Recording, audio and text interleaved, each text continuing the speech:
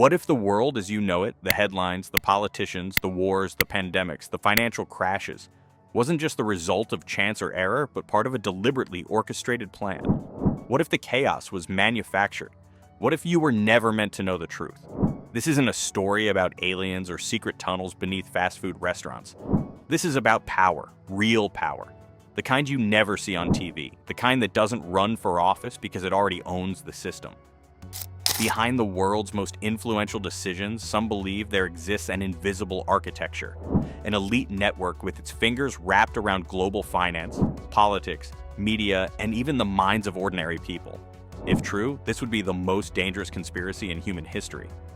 And what makes it so terrifying? That some pieces of it are verifiably real. In this video, we're diving into the chilling theory that a hidden cabal, call it the shadow government, the deep state, the New World Order, is slowly reshaping society into something more controllable, more compliant, and ultimately less free. We'll connect the dots between real historical events, declassified files, suspicious patterns, and quiet manipulations of truth.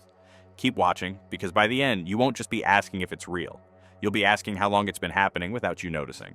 To understand the roots of this theory, we have to begin with a real and documented institution, the Bilderberg Group. In 1954, high-level figures in politics, banking, media, and royalty began holding annual private meetings behind locked doors. No media coverage, no records, no accountability. Yet these meetings included prime ministers, CIA directors, central bank governors, tech billionaires. The stated purpose? To foster dialogue between Europe and North America. But what's discussed behind the veil? No one knows. Not even elected officials who represent democratic populations have any say or insight into what's decided there. Critics believe the group acts as a steering committee for global policy, making decisions that directly affect your life without your knowledge or consent. Some say it's the real seat of power, a place where wars are planned, economies are reshaped, and technological rollouts are quietly coordinated. It sounds impossible until you realize how often attendees have suddenly risen to positions of extraordinary power shortly after these meetings. Now consider a chilling reality, Project MK Ultra. In the 1950s and 60s, the CIA conducted clandestine mind control experiments on unwitting citizens. Using drugs like LSD, sensory deprivation, and psychological torture, they tried to break and rebuild human consciousness. These weren't rogue operations. They were funded, sanctioned, and kept secret for decades. Victims were left traumatized, some never recovered. The government lied about its existence until it was forced to admit it under public scrutiny. And if something that heinous remained buried for so long, what else is hidden now? Then we have Operation Northwoods. This declassified proposal, penned by top U.S. military leaders in the 1960s, called for the U.S. government to stage terrorist attacks on its own citizens to generate public support for a war with Cuba. Blowing up ships, hijacking planes, faking funerals, it was all on the table. It was only stopped because President Kennedy refused to approve it. This wasn't some fringe theory, it was a real plan drafted by the Pentagon. If such deception was possible, then what operations might have succeeded since, undetected and unchallenged? The reach of this control isn't limited to politics and war. Take the modern surveillance state. In 2013, whistleblower Edward Snowden exposed the NSA's secret mass surveillance programs, revealing that governments were collecting phone records, emails, and private conversations, not just from criminals or terrorists, but from ordinary citizens worldwide. These programs were denied until they were exposed. And once they were, the narrative quickly shifted from "this isn't happening" to "it's for your protection." And just when you think you're starting to understand the edges of the map at the 3-minute mark, we step into the web's darkest corner: information control. Think about how quickly certain narratives are silenced online.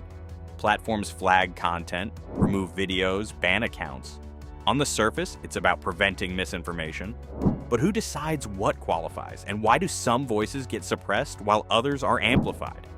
Could it be that we're not just being misinformed, but carefully guided through algorithms, headlines, and emotional manipulation toward conclusions that benefit those behind the curtain? Here's a story that will stick with you. In 2009, an internal memo from a major investment bank was leaked. It described the global water crisis not as a humanitarian emergency, but as a new opportunity for financial growth. The language wasn't about saving lives, but about profiting from scarcity. This memo wasn't from a conspiracy theorist. It was from a financial giant. It confirmed what some had long feared, that crises aren't always problems to be solved. Sometimes they're markets to be exploited. Add to this the eerie synchronization we've seen between media outlets. Thousands of local stations repeating identical scripts. News that feels less like reporting and more like performance. We've watched as independent journalism has been pushed to the fringes, while the same few companies quietly own most major media networks. When the source of your truth is that centralized, how can you trust anything you're told? If this is shaking your understanding of reality, you're not alone. These videos take days of research and long hours to put together, and if you've stayed with us this far, you're exactly the kind of viewer we're here for. Tap that subscribe button and hit the bell icon so you don't miss our next deep dive into the mysteries of our world. Your support helps us keep asking the hard questions together. Now we arrive at the most controversial and disturbing theory of them all, the concept of a new world order. To most, the phrase sounds like science fiction, but it's been publicly referenced by global leaders from George H.W. Bush to Henry Kissinger. At its core, the theory suggests that a powerful few are slowly pushing humanity toward a one-world government, where sovereignty, personal freedom, and individual identity are sacrificed in favor of control, efficiency, and centralized authority. During the COVID-19 pandemic, we saw how quickly governments around the world acted in near unison, imposing lockdowns, restricting movement, introducing digital passports.